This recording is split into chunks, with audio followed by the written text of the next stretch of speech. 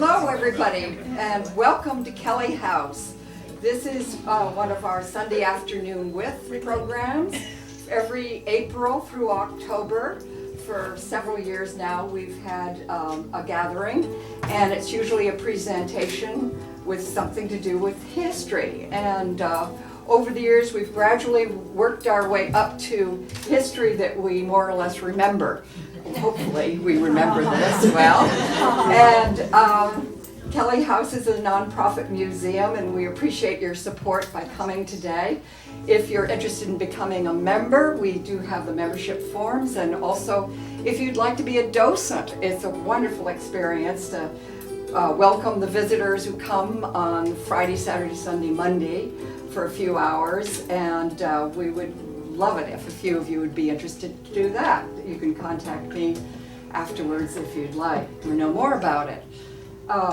Today we have a presentation from Camille Parsons, and as you all know, she is our leading current historian and person in the world of dance on the coast for many, many years. And if we go back to 1979, am I correct? That's 35 years ago. Camille started her second story studio. No, that's not how it goes, but I'll tell them. Oh, really? I won't try to redo anything then, I'll be quiet.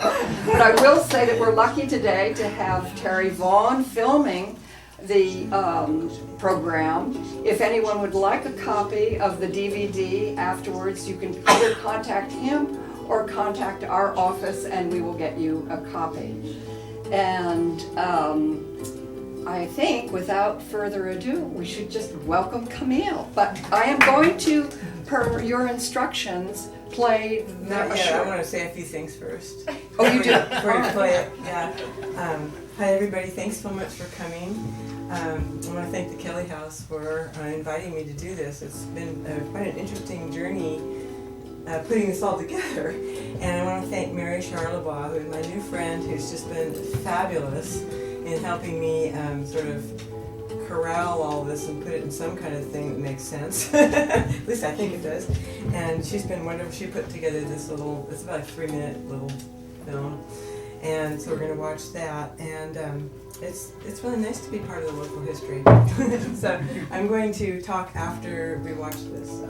Okay, great. So we'll get the volume up first.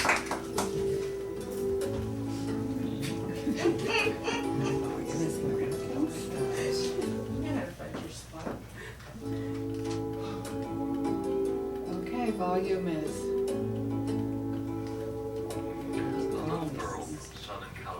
Loved to dance, so she danced and grew strong. She danced and grew tall. Okay. She danced and danced and danced. She danced her way around the world, around and around and around. But she made her home. Oh, there we go. Okay. Hold on, let's start over again. No, I think they take it back. Let's get the volume. Say when. Yeah. When? Why don't you start? Start over. Okay. If I could figure out how to make it go back. Yeah. There we go. Thank you. A little girl from Southern California loved to dance, so she danced and grew strong. She danced and grew tall. She danced and danced and danced. She danced her way around the world, around and around and around. But she made her home on the coast.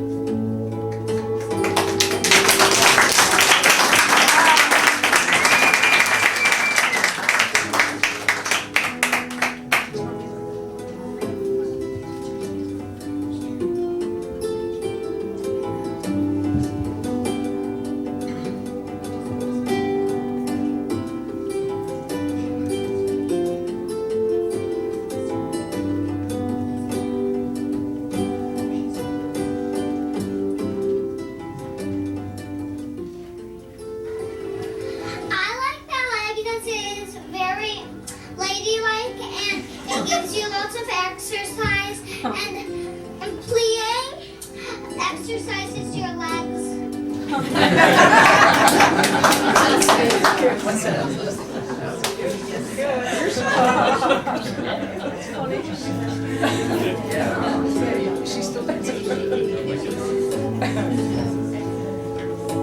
Well, as you can see, that was a real labor of love. Thank you, Mary. That was really. I dug up all the pictures, but she made it. Good job. Thank you.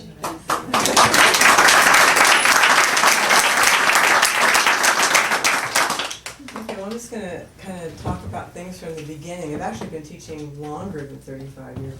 I started teaching here in '74. I had always wanted to be a dancer, so I did that. It was really intense. I trained like a racehorse. And then when I met my future husband, I was like, I want to explore other things in my life besides just dance. And our life turned on a dime. We ended up moving up here and got married, had my daughter, all that. Didn't dance for 3 whole years. And then I went, where's the dance studio around here? And he says, oh, you got to call Jeannie Doe, who's sitting right there, one of my very good friends. And she had Nichols Lane Dance Studio out Little Lake Road here. And beautiful wood floors and just a really nice space.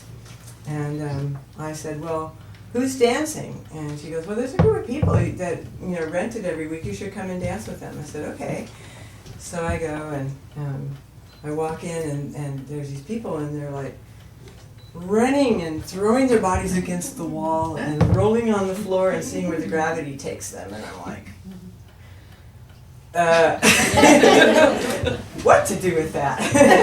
So I decided to teach. I just was like, you people need to learn that. Anyway,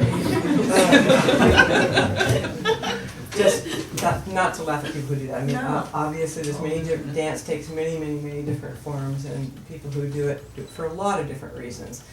And I didn't mean to make fun of them, but my jaw was down to here. I was like, what? So anyway, so I started teaching some classes at Nichols Lane, just a little few here and there, and I met, first of all, a wonderful young man, Eric Pitzenbarger, whose parents started the Cafe Beaujolais, actually, here in Mendocino. And he and I just really clicked, and we started going down to LA and to the Bay Area to take disco partnering classes and stuff. It was during that era, 1979, something like that, or 77, 78. Anyway. And anyway, we had this really incredible creative connection that is really informs my choreography today. It really has a lot. It was based on animation, actually, and not animator style now that you see that where they do machines, but like cartoons, And so, so that was a really big thing in my life because I think everybody starts off copying their teachers. That's how you learn. And then at some point you want to go, oh, I want to say this. And you have to depart from your teachers and be brave enough. And I think I wasn't brave at all. I was just up here. I didn't have anybody else here. So anyway, so we developed our, the style that I have today was really from my work with Eric. I also met Nancy Harris, so I'm really sorry she's not here today. She is such a big part of everything that I've done.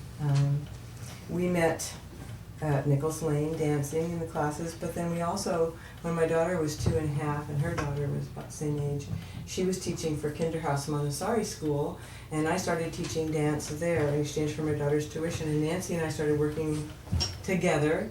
And then in 1979, Donald Strauss opened City Center Dance Studio, which is where Family Hands is now. That was the first commercial dance studio since I've been here anyway.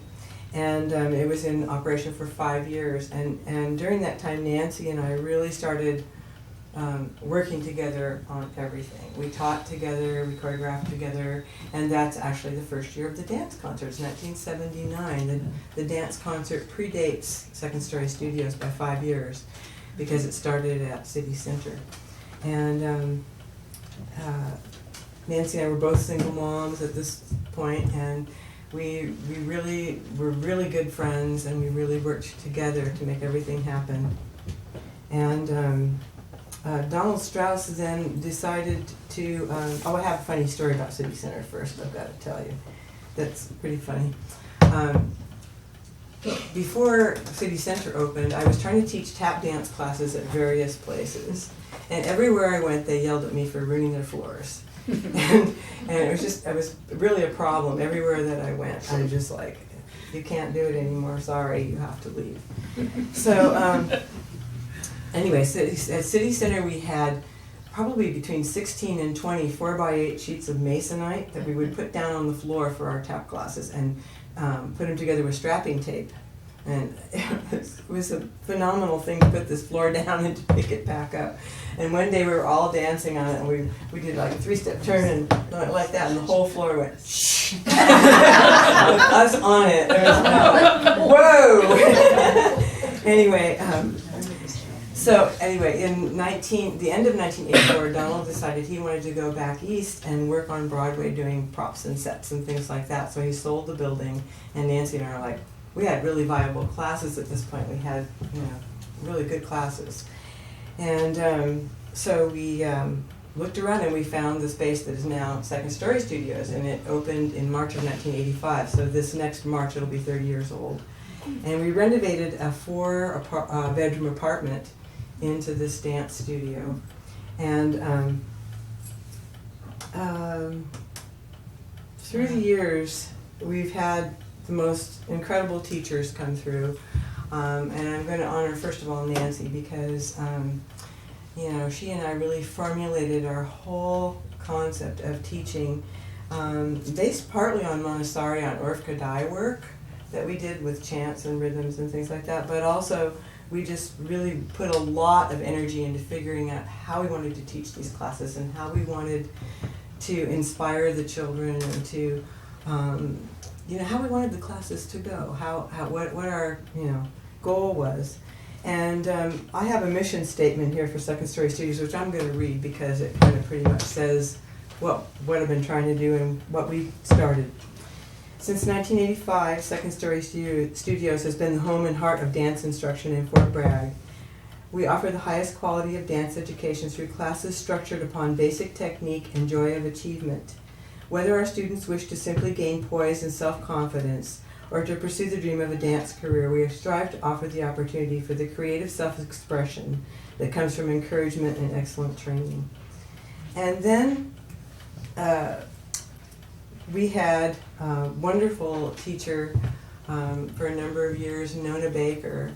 She came, and she actually came when we were teaching at City Center, and she was just fabulous. She taught tap, and she taught ballroom, and she always brought the best energy to her classes.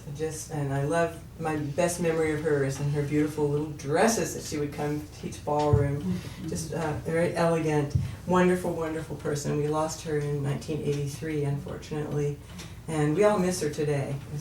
She was just wonderful.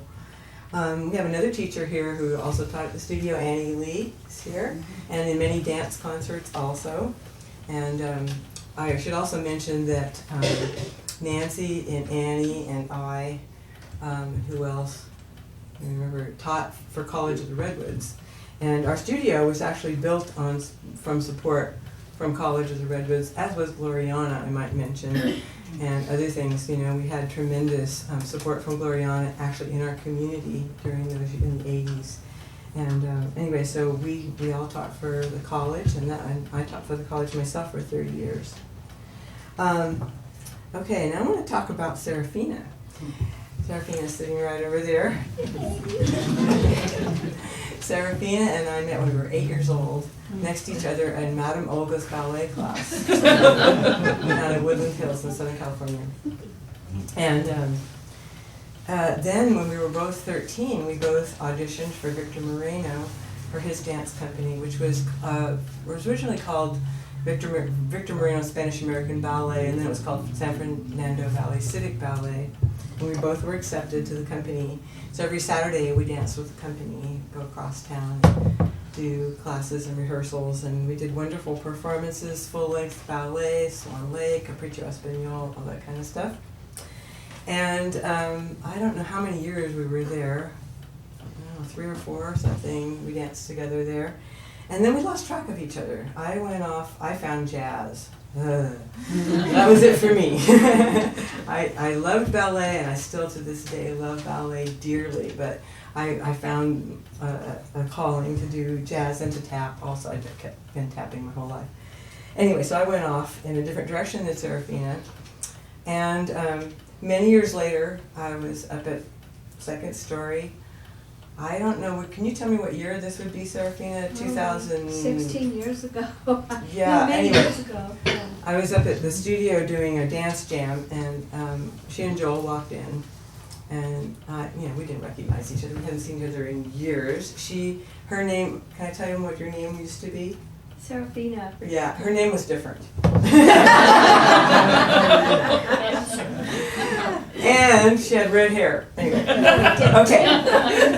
Oh, and I'll stop there. I won't tell you anything. Okay. Anyway, so then we started talking, like, where did you study? And blah, blah, blah, blah. And Victor Moreno. And all of a sudden she looks at me and she goes, Camille!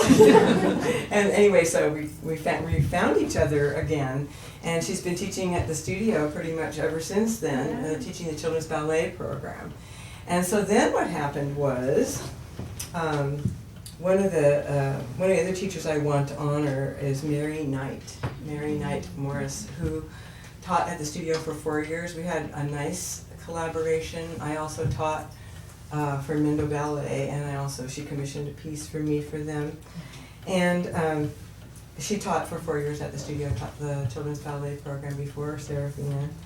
And she's just an amazing teacher and good friend. And anyway, she had some health issues and had to leave. And about that time, I said to Serafina, I wonder what Victor's doing, Victor Moreno. So I found out where he was, and I called him up, and he said, I'll come teach your ballet program. And so he came up and taught for 4 years at the studio as well, and that was just really amazing. And we were all, because he danced with the Ballerista de Monte Carlo. He was, a really, he partnered Maria Talchif and Alexandra Danilova and all those dancers, if you know who they are. And so it was really fabulous to have him at the studio. And the thing that was really special to me was that my daughter, Lily, got to study with him for 4 years, and she studied very intently with him and had a really incredible experience studying with him, and so that was a really nice thing for me to be able to provide that for her. And Victor experienced health issues and had to leave after 4 years, and he has since passed away. But then we had Melinda Miller-Klopfer also come to the studio, another person that's probably many of you know her. She's just larger than life, our Melinda. And so she also taught for 4 years at the studio, and she's been off doing other things. So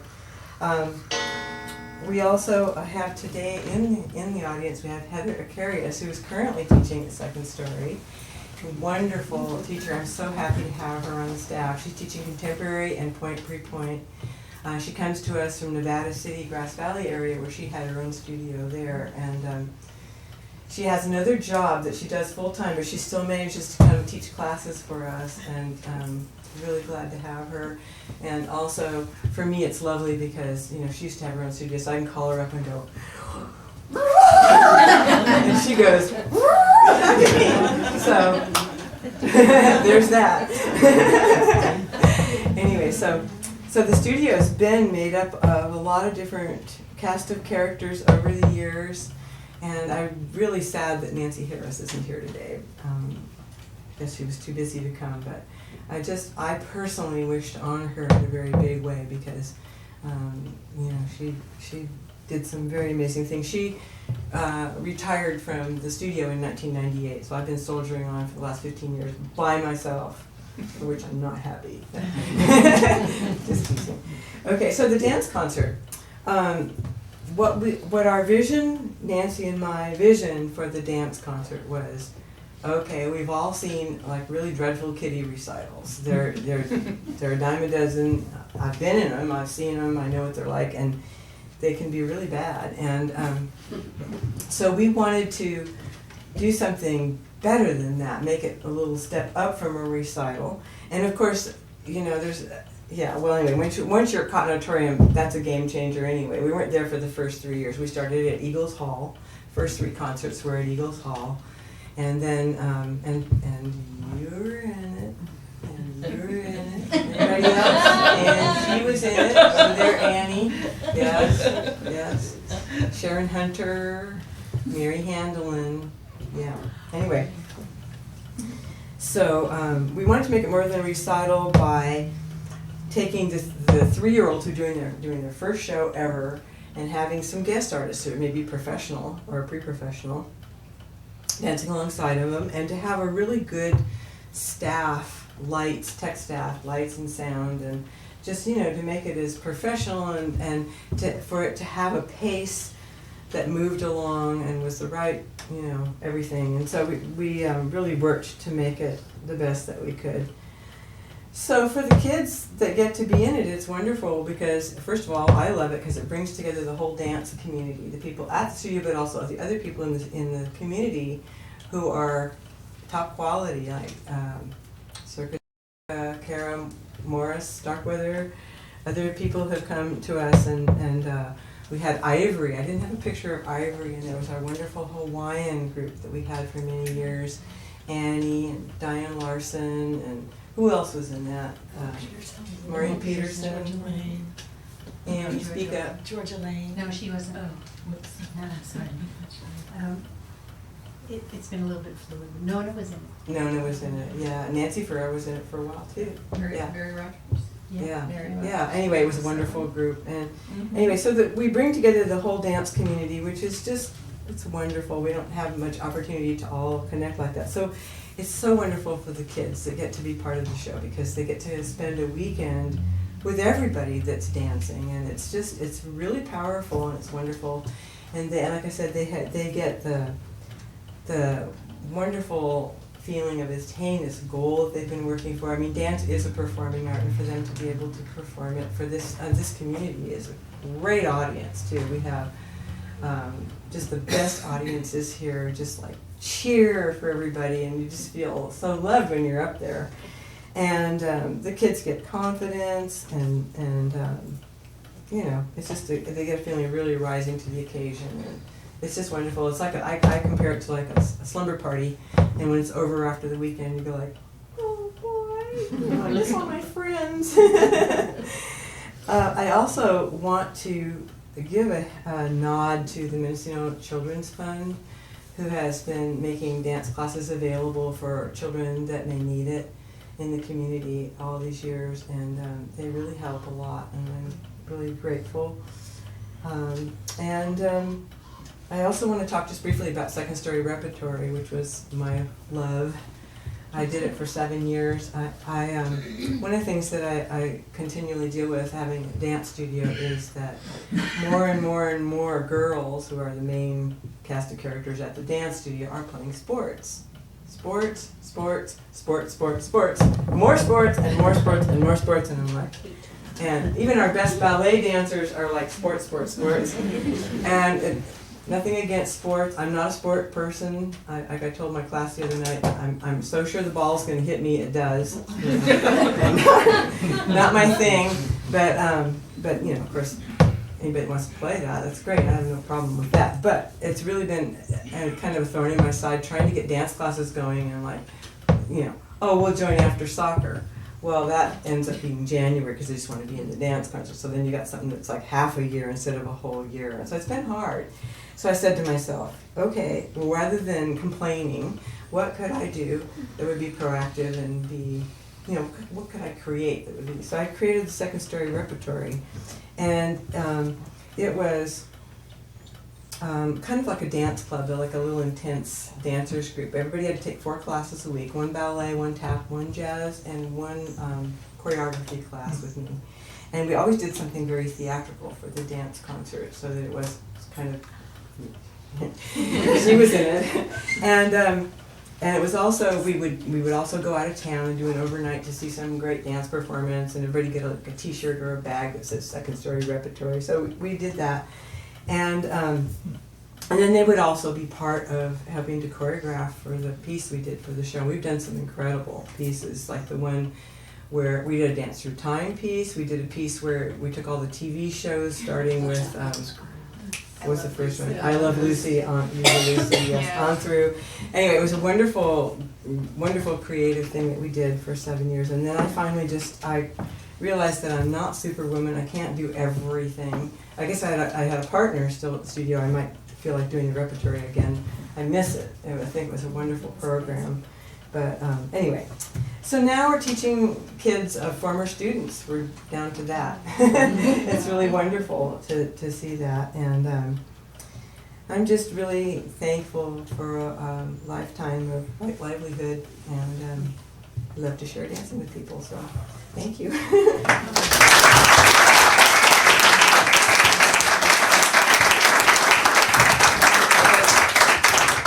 I guess if anybody wants to ask any questions. I was going to suggest that. I will try to answer any. I have one. Yeah. How many people in the audience are students? Or have been. Or have been? Yay. Fantastic. Or fellow teachers. Raise your hand. Fellow teachers. Jeannie. Yes.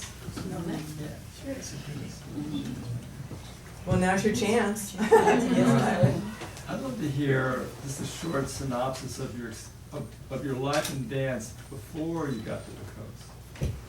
Your journey. Okay. Well, I started dancing when I was 4, and because my mother always wanted to be a dancer, but she didn't start till she was 19, so I was a little late.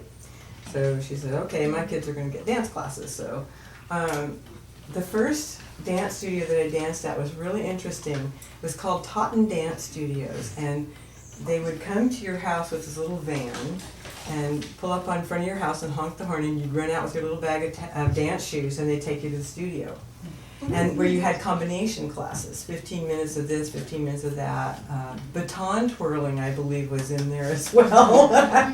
And tap dancing and a little tumbling and a little ballet. Anyway, so that's where I started. And then my sister finally decided she didn't want to dance anymore, so I went on my own. She didn't want to compete with me. And she was actually, I think, the better dancer. But anyway, that's another story. Then the Madame Olga. We danced with Madame Olga, who was interesting. And now you saw in that video the man jumping in the air and the man with Marilyn Monroe. That's my teacher, Jack Tyget, who I started dancing with him probably when I was about 10. And in San Fernando Valley, and he had danced in a lot of movies. He was a cowboy in the movie Oklahoma. He was a chimney sweep in Mary Poppins. He was in Flower Drum Song. He was in a lot of movies and a lot of TV. And he was my big inspiration. I just love that man. He just had sparkly blue eyes and so much enthusiasm and really good energy. And he said to my mom when I was 12, start taking her to auditions. You have to take her to auditions now. And so my mother, he would tell me where the auditions was, and off I went. And the first audition I went to, I got called back. every day for a week, and then got cut at the end, and I almost jumped out of the car on the freeway. I was just but then, you know, you learn how to do it. You learn how to, you know, not take it personally when you don't get it, and then you feel great when you do. And I started getting jobs that my parents wouldn't let me take them because I was too young. Like, you can't go to San Francisco for the summer, you're 15 or whatever. So, anyway, and then I started studying at another little aside. I started taking Eugene Loring's American School of Dance, taking jazz dance classes there, and later on, and it was really interesting to me because the style of jazz dancing before West Side Story came out was very vaudevillian. It was very different, you know. That's the best way I can say it. It was vaudevillian. It was just kind of cutesy, corny, and I mean, I liked it, but it didn't have the power. And once West Side Story came out, it was like, boom, everything changed on a dime overnight. The whole style was animalistic and urgent and strong, and it was like, whoa. I just remember that, and I wanted to share that because it really affected me very deeply. I was like, wow. And anyway, so my first dance job that I went off to do was right after I did 1 year college theater department, and then I took off and I worked. First one was the Ward Ellis Dancers, and then it became Morrow Landis. It was at my first job was at Harrah's in Reno.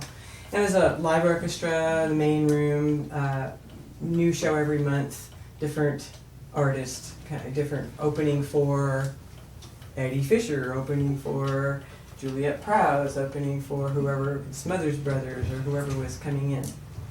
So we did a different show every month, and then they sold it to Morrow Landis, and they came in and they auditioned us, and they didn't take me. And I was like, whoa.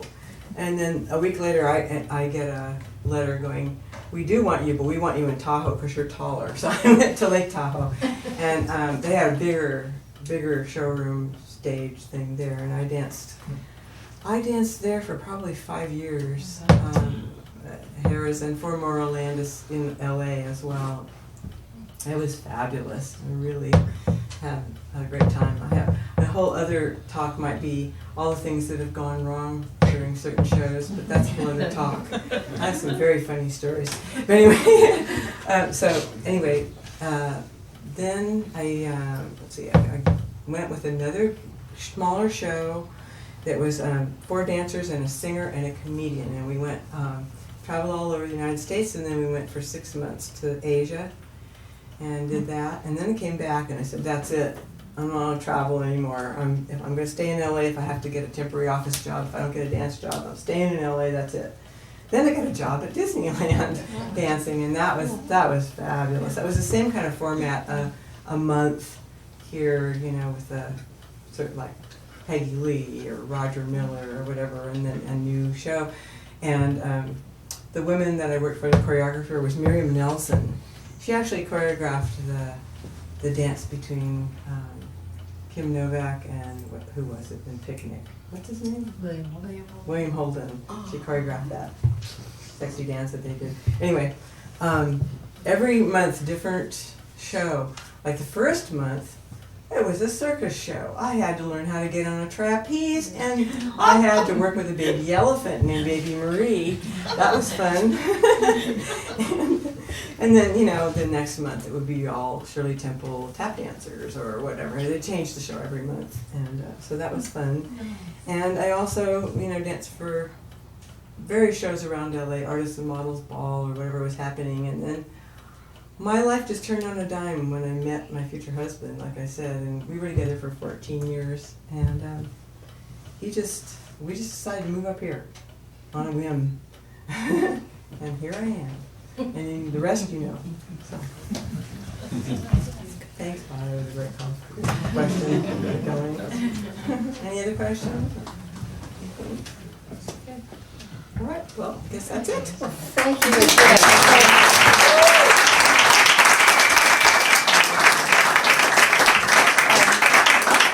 We have all enjoyed your stories and hearing about the history, and thank you all for coming again. So, welcome.